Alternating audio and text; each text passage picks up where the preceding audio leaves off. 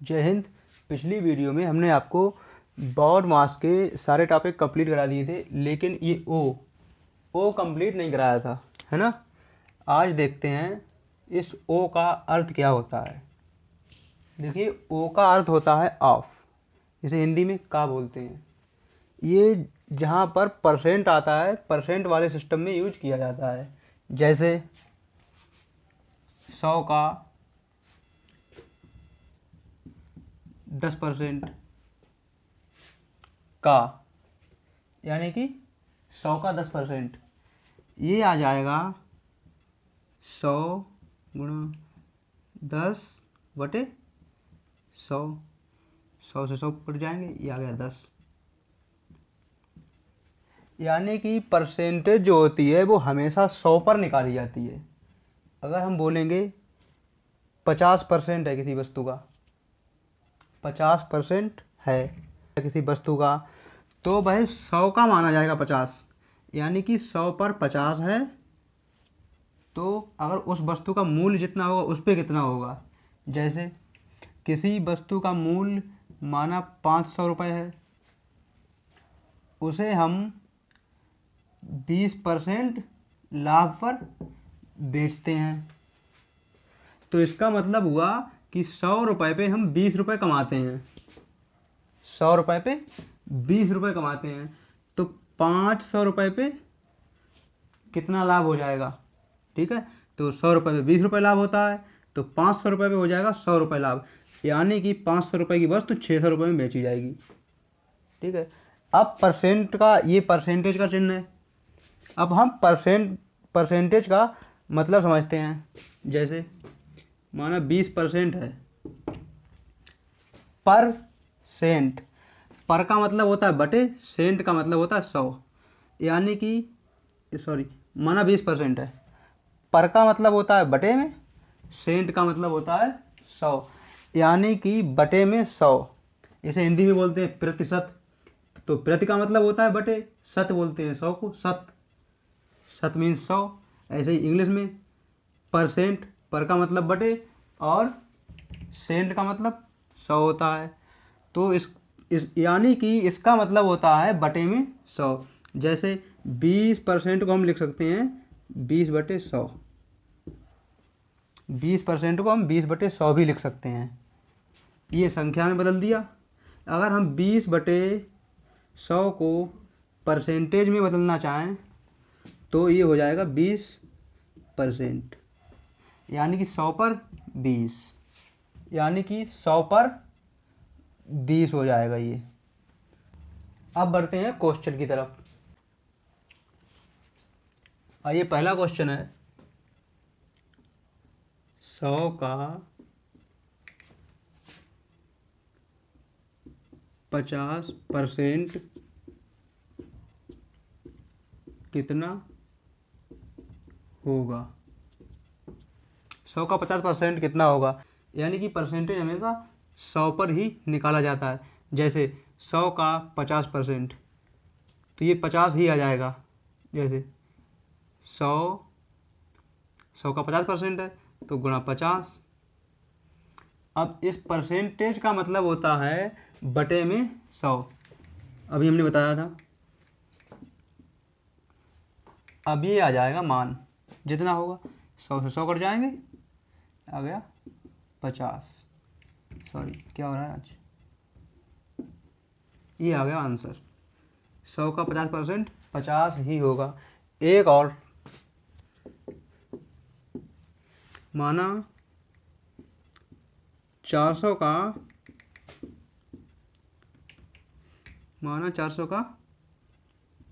30% कितना होगा। तो 400 का 30%, इस का मतलब भी एक हिसाब से देखा जाए तो गुणा होता है। यानी कि ऑफ, इंग्लिश में ऑफ बोलते हैं इसे, तो ऑफ का मतलब होता है गुणा। 400 का 30%, यानी कि 400 गुणा 30, इसका मतलब होता है, परसेंटेज का मतलब होता है बटे में 100 अपॉन 100। अब दो जीरो से दो जीरो कट गए, 4 की गुणा हो गई, ये आ जाएगा 120। ये आ गया आंसर। 400 का 30% 120 होता है। ओ, इसे इंग्लिश में ऑफ बोलते हैं। ऑफ का मतलब होता है का, यानी कि ओ का मतलब होता है गुणा। ये देखिए यहाँ से प्रूव हो गया है ना, यहाँ से भी गुणा। का मतलब होता है गुणा, इसे इंग्लिश में ऑफ, ओ फॉर ऑफ, ओ का मतलब होता है गुणा। समझ में आ जाना चाहिए, ओ का मतलब गुणा होता है। यहाँ पे एक क्वेश्चन, जैसे 1200 का 35% कितना होगा। 1200 का 35% कितना होगा। तो यहाँ पर 1200 का मतलब होता है गुणा, गुणा 35% का मतलब होता है बटे में 100। अगर हम परसेंट को किसी भी मान में बदलना चाहते हैं तो बटे में 100 लिख देते हैं, परसेंट को हटा दिया जाता है, क्योंकि इसी का मतलब बटे में 100 होता है। यहाँ से ये गायब हो गए, 35 की 12 की गुणा कर लेते हैं, बस 12 पंजे 60 का जीरो, यहाँ से लगे 6, 12 3 36, 6 42 420 आ गया। ये आ गया आंसर। एक क्वेश्चन है,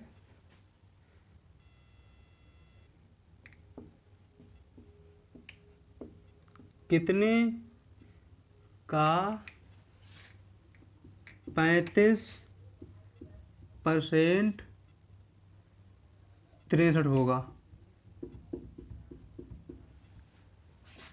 कितनी संख्या का 35% 63 होगा। तो इसे हम मानते हैं कितने को, माना एक्स, माना कि एक्स का 35% 63 होगा।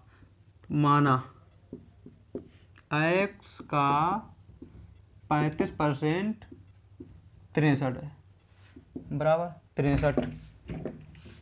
तो एक्स का मतलब गुणा 35 बटे, इसका मतलब अपॉन 100 इजिकल टू 63। अब होगा यहाँ पे, ये बराबर के उधर जाएंगे तो ये बटे का मतलब होता है भाग, तो ये बराबर के उधर जाएगा तो ये गुणा में हो जाएगा, ये ऊपर गुणा में है तो ये बराबर के इधर जाएगा, ये भाग में हो जाएगा, यानी कि ऊपर वाला नीचे, नीचे वाला ऊपर हो जाएगा। तो x बराबर 63 गुणा 100 बटे 35। अब इसे काट लेते हैं, 5 सत्ते 35, 20 पंजे 100 होते हैं, 7 एकम 7, 7 नेम 63, 9 दूनी 18 है। तो x बराबर 180। 180 का 35% 63 हो जाएगा। ये आ गया हमारा आंसर। एक यहाँ पर एक क्वेश्चन है,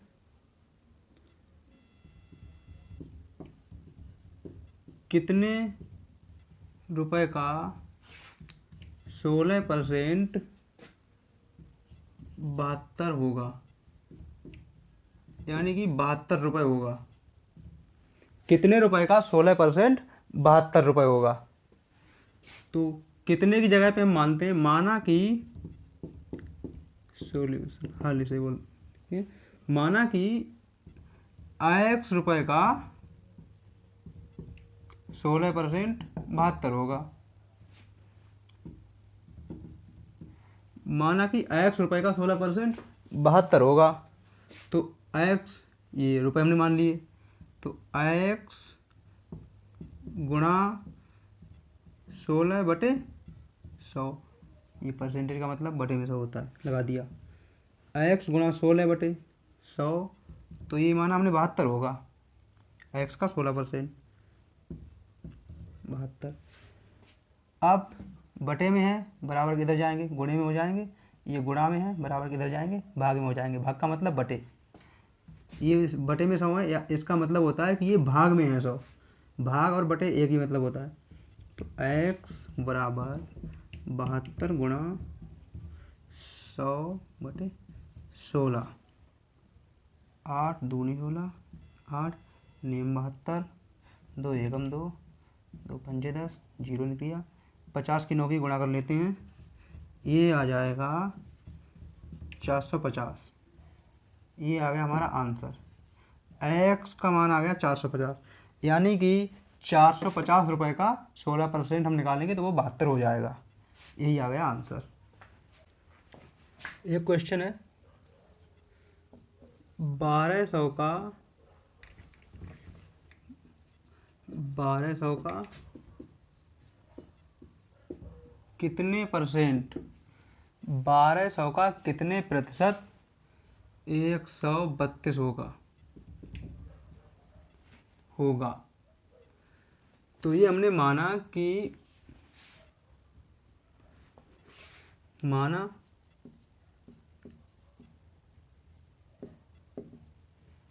1200 का x% 132 हो जाएगा। इसे हम कितने की जगह पे x मान लेते हैं, तो 1200 का x% 132 हो जाएगा माना, तो 132। अब इसे निकालते हैं, 1200 का की जगह पे गुणा आ जाएगा, अगर ऑफ होता तब भी गुणा आता, गुणा x परसेंटेज जब हटेगा तो बटे में 100 हो जाएगा, क्योंकि परसेंट का मतलब बटे में 100 होता है, बराबर 132। ये यहाँ से यहाँ नीचे वाले एक का कोई मतलब नहीं होता है, 12 गुणा में है, इधर आ जाएंगे तो बटे में हो जाएंगे, तो x के साथ गुणा में, तो x बराबर 132 बटे 12, 12 एकम 12, 12 एकम 12 और एकम 12, 11 आ गया, 11 बटे 1। नीचे वाले बटे में एक का कोई मतलब नहीं होता है, तो ये आ गया x बराबर 11%।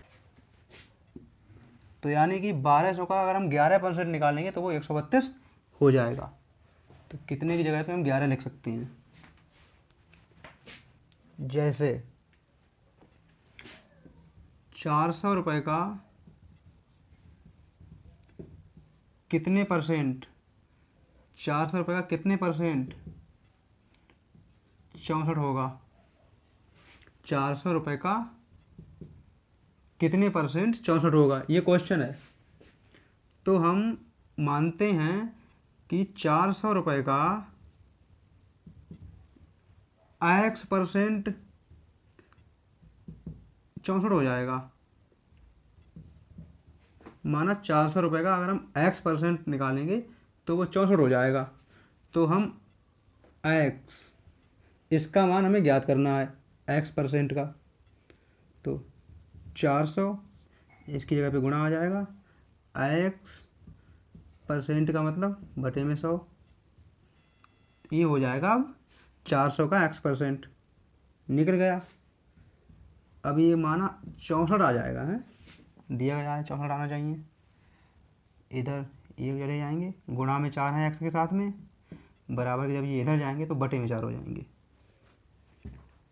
तो x बराबर 64 बटे 4, 4 एकम 4, 4 एकम 4, 4 छम 16 बटे 1 आ जाएगा, बटे में 1 का कोई मतलब नहीं होता है, तो अब ये आ जाएगा केवल 16%, यानी कि x% बराबर 16%। तो 400 रुपये का 16% 64 हो जाएगा। यहाँ पे कितने की जगह पे हम 16 रख देंगे तो हमारा आंसर आ जाएगा 64। एक और क्वेश्चन, जैसे 30 रुपये का 40%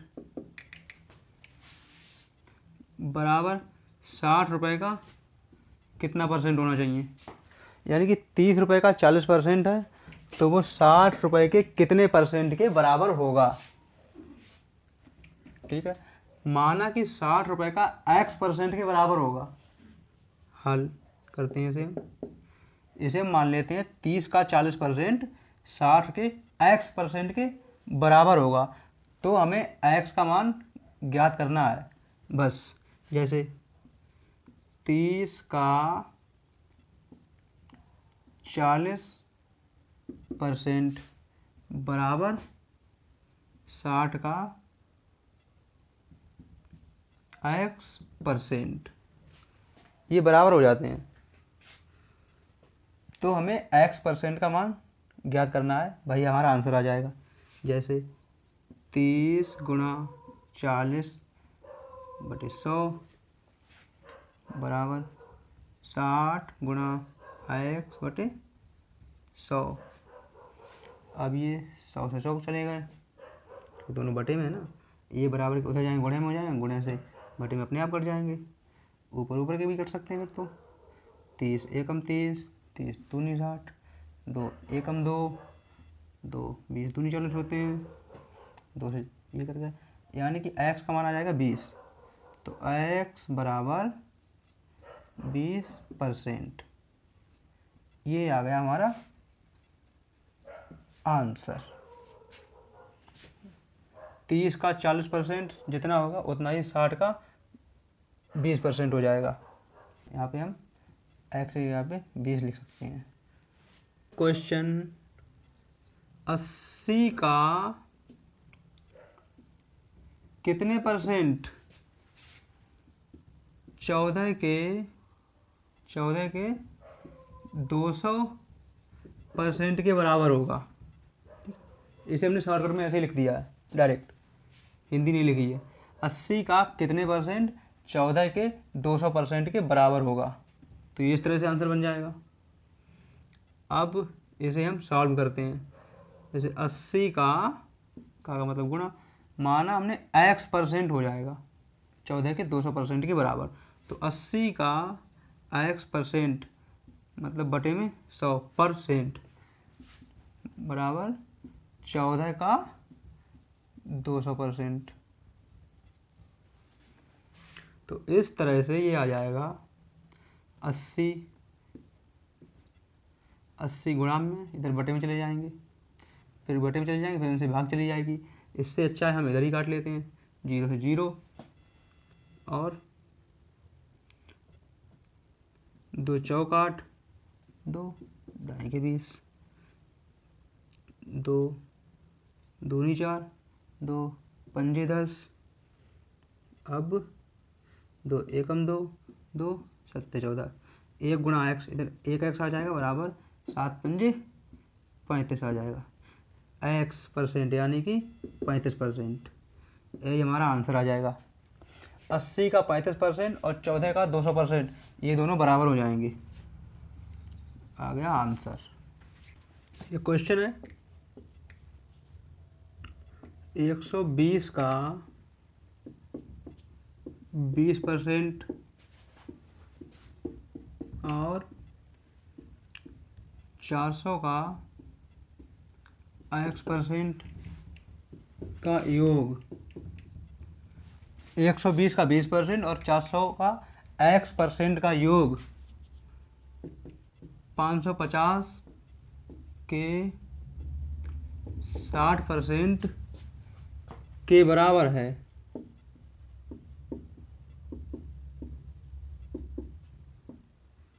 तो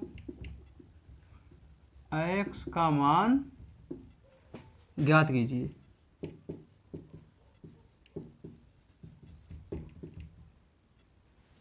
तो x का मान ज्ञात कीजिए, यानी कि इस x का मान ज्ञात करना है। क्वेश्चन 120 का 20% और 400 का x% का योग 505 के 60% के बराबर है। तो x का मान ज्ञात कीजिए। इसे हम, ये क्वेश्चन दूसरी प्रकार से भी हो सकता है, जैसे 120 का 20% और 400 का कितना परसेंट का योग 505 के 60% के बराबर होगा। यानी कि 120 का 20% होना चाहिए और 400 का कितना परसेंट हो जो कि 550 के 60% के बराबर हो जाए, इन दोनों का योग और उसके बराबर हो जाए। तो इसे करते हैं सॉल्व। 120 का 20% सॉल्व करते हैं इधर से। 120 का 20% यानी कि 120 गुणा 20/100 ये तो आ गया 120 का 20%। अब और 400 का x% का योग 505 के 60% बराबर है, यानी कि 400 का x% योग, यानी कि जोड़ करना है इन दोनों का, तो 400 का x%, 400 गुणा x बटे 100, 120 का 20% और 400 का x%, कितना है ये 550 के 60% के बराबर है। ये बन गया हमारा, बस आंसर आ जाएगा। 1 0 2 0 दोनों जीरो ही चले गए, 2 0 दोनों जीरो ये चले गए, 1 2 दोनों ही चले गए, नीचे वाले एक का कोई मतलब ही नहीं होता है। देखते हैं, 12 दूनी 24 प्लस 4x गुणा, बीच में लगाएं या ना लगाएं, बराबर 55 और 6 6 पंजे 30 का 0 हासिल, 3 6 पंजे 30 3 33, ये 330 आ गया। अब ये 24 जो है, अगर पहले नंबर पे कोई सा निशान ना लगा हो तो प्लस का निशान माना जाता है, और अगर एक चर और एक अचर के बीच में कोई निशान ना लगा हो तो गुणा का निशान माना जाता है। तो यानी कि 4 और x के बीच में गुणा का निशान है और 24 के पहले प्लस का निशान है। अब 24 के पहले प्लस का निशान है, तो जब ये बराबर के इधर जाएंगे तो ये माइनस के हो जाएंगे, तो केवल इतना बचेगा, प्लस का 4x, और पहली बार प्लस लगाएं या ना लगाएं एक ही बात होती है, बराबर 330 माइनस के 24 हो जाएंगे, उधर जाएंगे तो माइनस के 24। एक लाइन और बढ़ाते हैं यहीं पे, ये हो जाएगा, चलो छोड़ो, ये हो जाएगा 4x बराबर 306। 4 और x ये दोनों गुणा में हैं, जब 4x के साथ गुणा में है तो ये बराबर के इधर जाएंगे तो भाग में हो जाएंगे, यानी कि भाग का मतलब बटे में हो जाएंगे। इसे इधर करते हैं, 4x बराबर 306 लिखा हुआ है ये, तो x बराबर आ जाएगा 306 बटे 4, 4 एकम 4, 4 सत्ते 28, 2 बचे 26, 4 छक 24, फिर 2 बचे, पॉइंट लगाया, 2 का 0 हो जाएगा, 20 हो जाएंगे, 4 पंजे 20, यानी कि x का मान आ गया, नीचे बटे में 1 है, बटे में 1 का कोई मतलब ही नहीं होता है, अगर 1 के सिवा और कोई संख्या होती है जैसे 2 3 4 5 तो मतलब होता, तो लिखना पड़ता। अब 1 चाहे लिखो या ना लिखो एक ही बात होती है, तो 76.5 ये आ गया हमारा आंसर, x बराबर 76.5, ये हमारा आंसर आ गया। इसका मतलब हुआ कि 120 का 20% और 400 का 76.5%, 400 का 76.5% का योग 500 के 60% के बराबर होगा। ठीक है, अब तो समझ में आ गया होगा। Thank you.